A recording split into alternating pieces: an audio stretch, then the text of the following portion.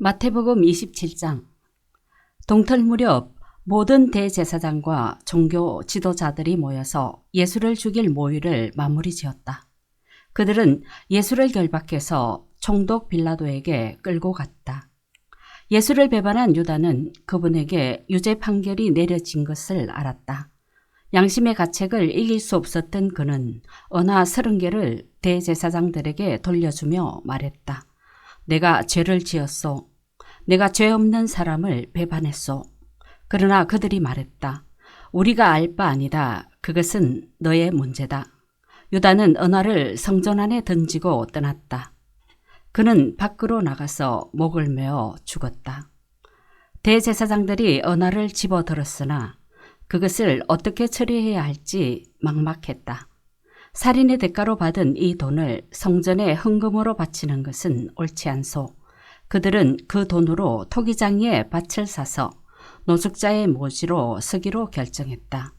그래서 그 밭에 살인의 밭이라는 이름이 붙었고 지금까지도 그렇게 불리고 있다. 그리하여 예레미야의 말이 현실이 되었다. 그들이 은화 30개, 이스라엘 자손이 값을 매긴 이에 몸값을 받아서 그것으로 토기장이에 밭을 샀다. 그들은 자신들도 모르게 하나님의 지시에 정확히 따랐던 것이다. 예수께서 총독 앞에 서자 총독이 물었다. 내가 유대인의 왕이냐? 예수께서 말씀하셨다. 내가 그렇게 말하면 그렇다. 그러나 대제사장과 종교 지도자들이 맹렬하게 고발을 퍼부을 때 예수께서는 아무 말씀도 없으셨다. 빌라도가 예수께 물었다. 저 긴 고발 목록이 들리느냐? 뭐라고 말해야 하지 않겠느냐? 예수께서는 침묵을 지킬 뿐 그 입으로 한마디 말도 하지 않으셨다. 그것은 총독에게 아주 깊은 인상을 남겼다. 명절 중에는 무리가 지명하는 죄수 하나를 총독이 사면해주는 오랜 관례가 있었다. 때마침 예수 바라바라 하는 악명 높은 죄수가 감옥에 수감되어 있었다. 빌라도가 무리 앞에서 말했다. 여러분은 내가 어떤 죄수를 놓아주기를 원하오? 예수 바라바요? 아니면 그리스도라 하는 예수요? 빌라도는 그들이 예수를 자기에게 넘긴 것이 순전히 악의에서 비롯된 일임을 알고 있었다. 재판이 아직 진행 중일 때 빌라도의 아내가 말을 전해왔다. 이 고귀한 사람을 재판하는 일에 상관하지 마세요. 내가 그 사람 꿈으로 밤새 뒤숭숭했습니다. 한편 대제사장과 종교 지도자들은 무리를 부추겨 바라바의 사면과 예수의 처형을 요구하도록 했다. 총독이 물었다. 여러분은 내가 두 사람 가운데서 누구를 놓아주기를 원하오? 그들이 말했다. 바라바요. 그럼 그리스도라 하는 예수는 내가 어떻게 하면 되겠소? 그들이 일제히 소리쳤다. 십자가에 못 박으시오. 그가 따졌다. 무슨 제목 때문이요? 그러나 그들은 더 크게 소리쳤다. 십자가에 못 박으시오. 빌라도는 아무 성과도 없이 자칫 폭동이 나려는 것을 보고 대야에 물을 가져다가 무리가 다 보는 앞에서 손을 씻으며 말했다. 나는 이 사람의 죽음에 대한 책임에서 손을 떼겠소. 지금부터는 여러분 소관이요. 여러분이 재판관이고 배심원이요. 무리가 대답했다. 우리가 책임지겠소. 우리 자손들이 책임지겠소. 빌라도는 바라바를 사면해 주었다. 그러나 예수는 채찍질한 뒤에 십자가에 못 박도록 넘겨주었다. 총독 수하의 병사들이 예수를 총독관저로 데리고 들어가서 부대 전체를 모아놓고 히히덕거렸다. 그들은 예수의 옷을 벗기고 빨간색 긴 겉옷을 입혔다. 그리고 가시나무로 엮은 왕관을 그분 머리에 씌웠다. 그들은 그분의 권위를 인정한답시고 오른손에 홀처럼 막대기를 지어주었다. 그러고는 그분 앞에 무릎을 꿇고서 예를 갖추는 신용을 하며 조롱했다. 유대인의 왕 만세. 그들이 말했다. 만세. 또 그들은 예수께 침을 뱉고 막대기로 그분의 머리를 때렸다. 실컷 즐기고 나서 그들은 겉옷을 벗기고 다시 그분의 옷을 입혔다. 그런 다음 십자가에 못 박으려고 끌고 나갔다. 가는 길에 그들은 시몬이라는 구레네 사람을 만나 그에게 예수의 십자가를 지게 했다. 해골 언덕이라 하는 골고다에 이르자 그들은 포도주와 모략을 섞어서 만든 가벼운 진통제를 예수께 주었다. 그러나 예수께서 맛보시고는 마시려 하지 않으셨다. 병사들은 예수를 십자가에 못 박고서 그분이 죽기를 기다리는 동안 그분의 옷가지를 나눠 가지려고 주사위를 던지며 시간을 보냈다. 그분의 머리 위에는 이 사람은 유대인의 왕 예수다 라고 쓴 팻말이 붙어 있었다. 예수와 함께 제수 두 사람도 십자가에 달렸는데 하나는 그분 오른쪽에 다른 하나는 왼쪽에 달렸다. 길을 가던 사람들은 슬픈 척 고개를 저으며 예수를 조롱했다. 성전을 헐고 사흘 만에 다시 짓겠다고 어스대던 내가 아니냐? 그러니 실력을 보여봐라. 내 자신을 구원해보라고. 내가 정말 하나님의 아들이면 그 십자가에서 내려와봐라. 바로 그 자리에서 대제사장들도 종교학자와 지도자와 나머지 사람들과 어울려 신나게 그분을 비우셨다. 그가 다른 사람은 구원하더니 자기는 구원하지 못하는군. 이스라엘의 왕이라고? 그럼 그 십자가에서 내려와 보시지. 그러면 우리가 다 믿을 텐데. 하나님을 철석같이 믿더니만 어디 하나님이 이제 자기 아들을 구해주시나 보자.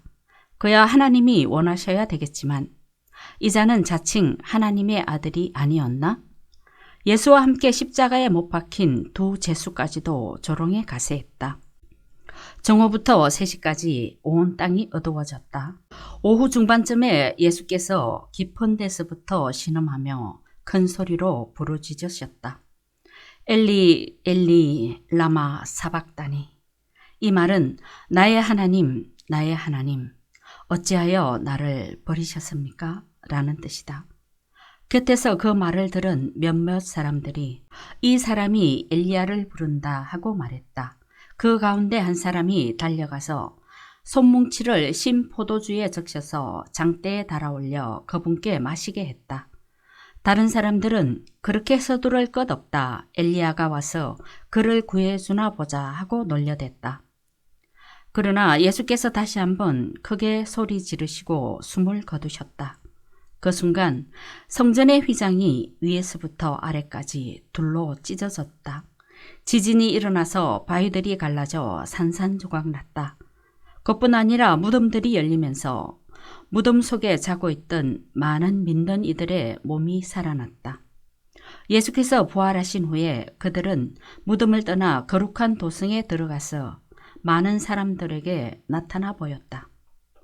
경비대장과 그와 함께 있던 사람들은 지진과 그 밖에 일어난 일을 보고는 몹시 두려웠다. 그들은 말했다. 이 사람은 하나님의 아들이 틀림없다. 또한 많은 여자들이 멀리서 지켜보고 있었는데 그들은 예수를 섬기려고 갈릴리에서부터 그분을 따라온 사람들이었다. 그들 가운데는 막달라 마리아, 야고보와 요셉의 어머니 마리아, 세베대의 두 아들의 어머니도 있었다. 그날 오후 늦게 예수의 제자인 아리마대 출신의 한 부자가 왔다. 그의 이름은 요셉이었다. 그는 빌라도에게 가서 예수의 시신을 거두게 해달라고 청했다. 빌라도는 그의 청을 들어주었다. 요셉은 시신을 가져다가 깨끗한 세마포에 싸서 최근에 바위를 깎아서 만든 자신의 새 무덤에 모셔두고 큰 돌을 굴려 입구를 막고 나서 그곳을 떠났다. 그러나 막달라 마리아와 다른 마리아는 남아서 무덤이 잘 보이는 곳에 앉아 있었다. 해가 진 후에 대제사장과 바리새인들이 빌라도에게 면회를 청했다. 그들은 말했다. 총독님, 저 거짓말쟁이가 살아있을 적에 내가 사흘 후에 다시 살아날 것이다 하던 말이 이제야 생각났습니다. 사흘째 되던 날까지 무덤을 봉인해야 되겠습니다. 그의 제자들이 와서 시체를 훔쳐가서는 그가 죽은 자들 가운데서 살아났다고 하면서 떠들고 다닐 가능성이 높습니다. 그렇게 되면 우리의 처지가 전보다 더 곤란해집니다. 나중 속임수가 처음 속임수보다 더 해를 끼칠 수 있습니다. 빌라도가 그들에게 말했다. 당신들에게 경비대가 있을 것 아니오. 가서 힘껏 지키도록 하시오. 그들은 나가서 도리를 봉인하고 경비병을 세워 무덤을 단단히 지켰다. 28장. 안식일이 지나고 새로운 한 주의 먼 동이 틀 무렵 막달라 마리아와 다른 마리아가 무덤을 지키려고 갔다. 그때 갑자기 발밑에서 땅이 흔들리고 진동하더니 하나님의 천사가 하늘에서 내려와 그들이 서 있는 곳으로 왔다. 천사가 돌을 굴려내고 그 위에 앉았다. 그에게서 번개 같은 빛이 번쩍였고 그의 옷은 눈처럼 하얗게 빛났다. 무덤을 지키던 경비병들은 너무 두려웠다. 어찌나 무서웠던지 꿈쩍도 하지 못했다. 천사가 여자들에게 말했다. 조금도 두려워할 것 없다. 너희가 십자가에 못 박히신 예수를 찾는 줄을 내가 안다. 그분은 여기 계시지 않는다. 그분은 말씀하신 대로 다시 살아나셨다. 와서 그분을 모셔두었던 곳을 보아라. 자, 어서 가서 제자들에게 말하여라. 그분께서 죽은 자들 가운데서 살아나셨다. 그분께서 너희보다 먼저 갈릴리로 가실 것이다. 너희는 거기서 그분을 뵐 것이다 하고 말하여라. 이것이 내가 전하는 소식이다. 여자들은 크게 놀라고 기쁨에 겨워 한시도 지체하지 않고 무덤을 떠났다. 그들은 제자들에게 전하려고 달려갔다. 그때 예수께서 그들을 만나셔서 그들을 멈추어 세우고 말씀하셨다. 잘 있었느냐? 여자들은 무릎을 꿇고 그분의 발을 붙잡고 경배했다. 예수께서 말씀하셨다. 너희가 있는 힘을 다해 나를 붙잡고 있구나. 그렇게 무서워하지 마라. 가서 내 형제들에게 갈릴리로 가라고 하여라. 거기서 내가 그들을 만나겠다고 전하여라. 한편 경비병들이 뿔뿔이 흩어졌으나 그 가운데 몇 사람이 도성으로 들어가서 일어난 일을 대제사장들에게 전했다.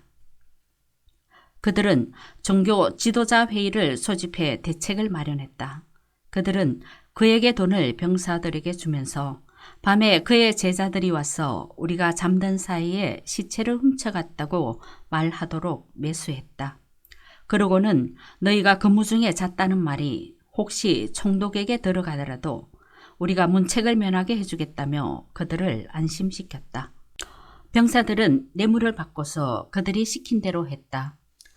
유대 최고회의에서 날조해낸 그 이야기가 지금까지도 나돌고 있다. 한편 갈릴리로 떠난 11제자는 예수께서 다시 만날 장소로 정해주신 산으로 향했다. 예수를 뵙는 순간에 그들은 그분께 경배했다. 그러나 경배하기를 망설이며 그분께 자신의 인생을 완전히 걸어야 할지 확신하지 못하는 사람들도 있었다. 이에 아랑곳하지 않고 예수께서 곧바로 이렇게 지시하셨다. 하나님께서 내게 주신 권세와 명령으로 너희에게 이 일을 맡긴다. 너희는 세상으로 두루 나가서 만나는 모든 사람마다 이 생명의 길로 훈련시키고 아버지와 아들과 성령의 이름으로 그들에게 세례를 주어 표를 삼아라. 그리고 내가 너희에게 명령한 모든 것을 삶으로 살아가도록 가르쳐라.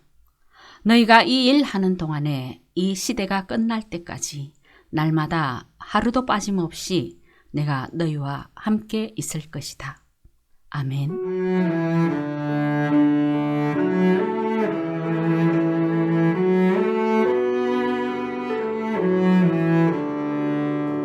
오늘도 말씀으로 승리하시기 바랍니다.